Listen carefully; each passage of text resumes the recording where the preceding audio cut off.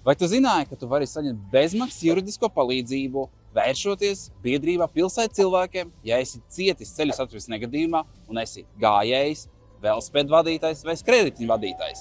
Šodien kopā ar mani ir Kārlis, biedrības pārstāvis. Kārli, izstāst lūdzu, kuras ir tās tipiskākas situācijas, par kurām pie jums vēršas cilvēki un par kurām attiecīgi var vērsties? Visbiežāk tās sadursmes un konflikti notiek vietās, kur cilvēki jūtās droši. Uz gājēju pārējas, viņam liekas, ka viņi palaidīs, tas nenotiek.